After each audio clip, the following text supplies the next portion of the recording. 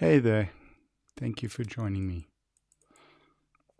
So, what I wanted to chat about today, and as you know, we're going live on Instagram, so there we go, we're up.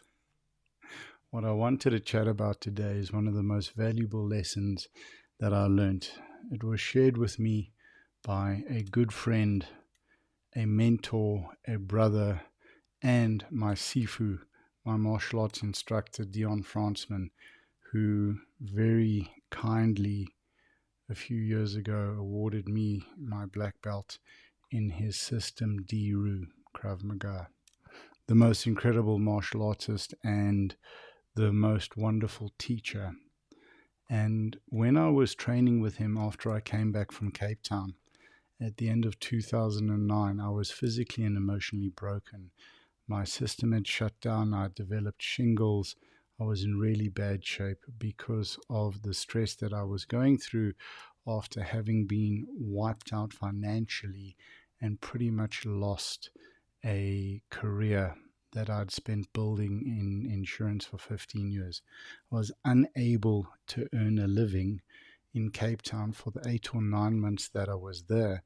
And when I moved to Cape Town, I was living in a beautiful apartment in Bantry Bay. And when I left, I was renting a room in a house in a very dodgy area with drunk people sleeping on the doorstep. And it was a very challenging existence. I was malnourished, I was stressed beyond all belief, and I was very close to breaking physically and emotionally. But being close to breaking doesn't mean that we break. What was tough with that was the fact that I'd spent 15 years trying to build this career, and the last few of those years, I was sober and I was working the program and I was doing everything that I should do.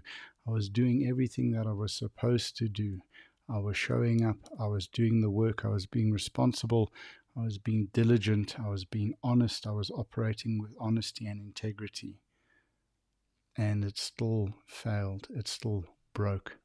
But many years later, I think 15 years later, 14 years later, I've been operating the gym because losing everything in insurance, losing my business, losing that career gave me the opportunity to start Emmet and start the gym and start this career as well, where I'm able to share with you. So came back from Cape Town and I had nothing. I had no money. I was homeless. A friend of mine, Ian Levitt, gave me an apartment to stay in rent free, and he was incredibly kind. And I slept on the floor for 8 months until he found out that I didn't have a bed. A friend of mine, Robbie, lent me a foam mattress, and I slept on that, and it was actually fine because it was the most freeing, wonderful experience. And Robbie kindly gave me a job for the company that he was working with and helping to operate, and I was able to get back on my feet and buy food. And I remember eating a cheese sandwich, which for me was so amazing because I was able to put cheese on the bread. And I sat on the balcony and I cut the cheese very thinly, the Tassa's cheese.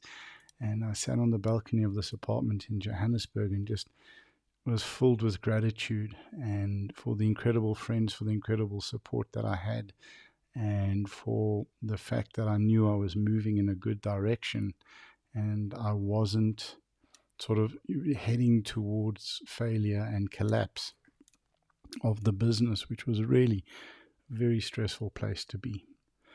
And with Robbie Cohen giving me a job as well, to work for him and be able to earn a living, I had time in the evenings.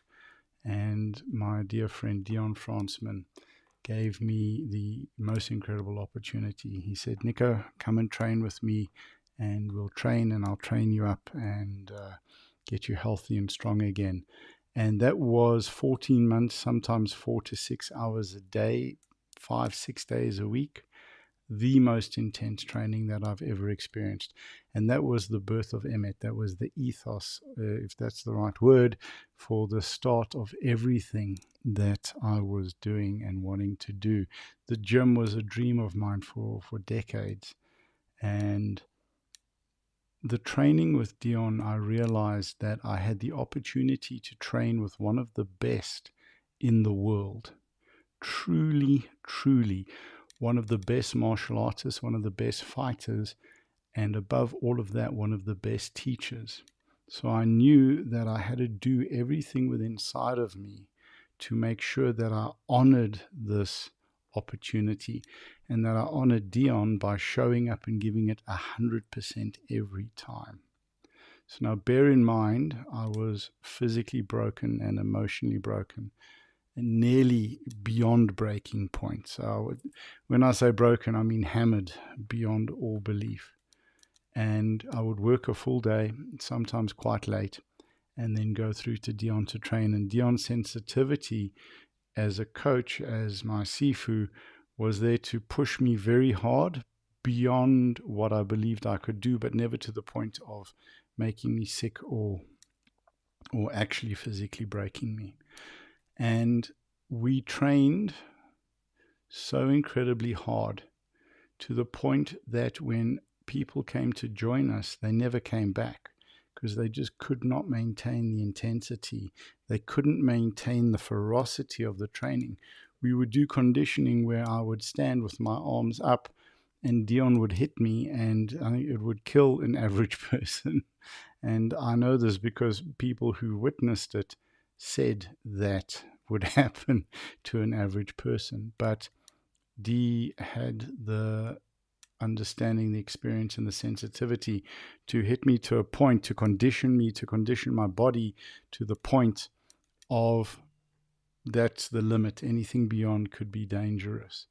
And that conditioning made me physically tough, and that physical toughness transferred to my mental toughness and my mental tenacity. And showing up every day knowing you're going to get hammered takes incredible courage and incredible tenacity.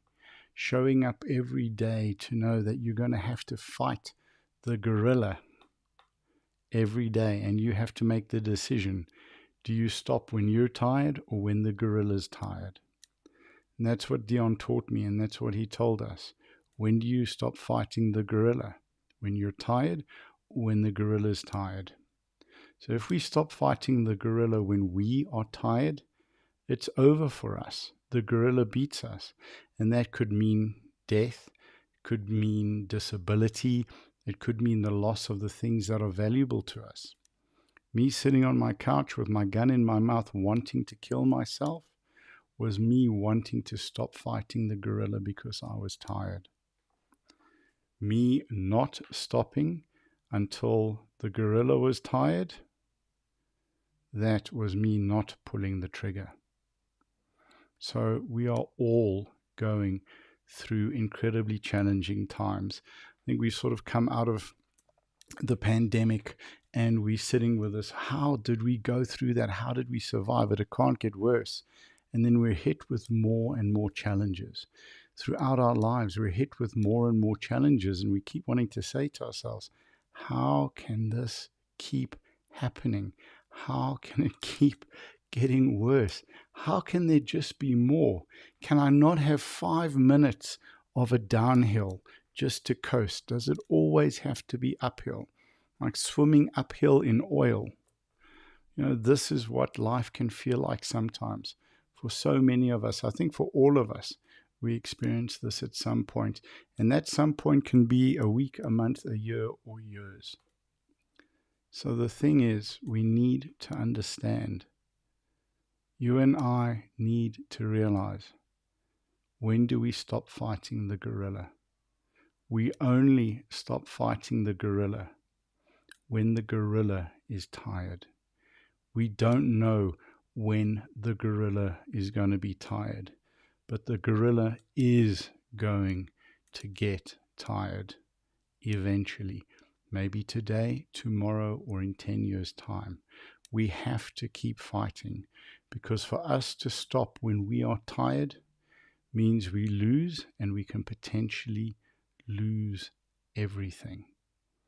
So being strong and being capable and being tenacious means going so past what you believe you are capable of that you just keep going and keep growing.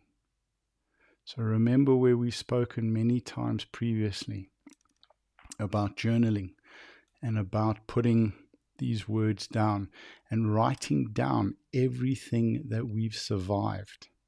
Every time you've survived tenacity, with your tenacity, every time you've survived difficulty and overcome obstacles and pain and challenges and more pain, every time you've overcome that, you've become stronger than you were. You've proved to yourself that you are capable of more. You've proved to yourself that you are capable of going through, enduring, and surviving far more than you knew possible, far more than you believed possible. And you've come out wiser, stronger, and more skilled. We get incredibly strong when we fight the gorillas. So keep fighting. Don't stop. Go back to your journals and read. If you haven't started yet, start journaling now. Right now, today, what are you surviving? What have you survived? Write that down so you can understand. Just got a message on Facebook. That is epic. Hold on a second. That is so cool. Well done. 5 years clean and sober today. You rock. That is epic. Yay. I'm trying to give you a DJ sound and it's not working. Hang on a sec, guys. Sorry. Completely off the serious point, but this is just too valuable not to. There we go. Hang on. I'm trying to find my sound effects, guys, and applause. There we go. Well done, you rock, kiddo. And that's the tenacity and the tenaciousness. It's a wonderful thing to be an addict. It's a wonderful thing to be in recovery because we know how far we've come. We know what we've survived, and we can do it sober when we're in control and when we're in charge now. We're not handing over that control. We know that we can fight the gorilla. So thank you for watching, guys. Thank you for your comments and your shares. Please do feel free to share this with someone. Let them join the groups if you feel this is valuable, because we're going to be sharing a lot more. Thank you. And you are a big part of my recovery as well, Dee. So, guys, have an awesome day. I love you all.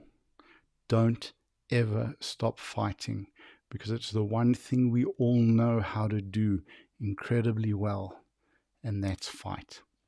I love you all. Oos.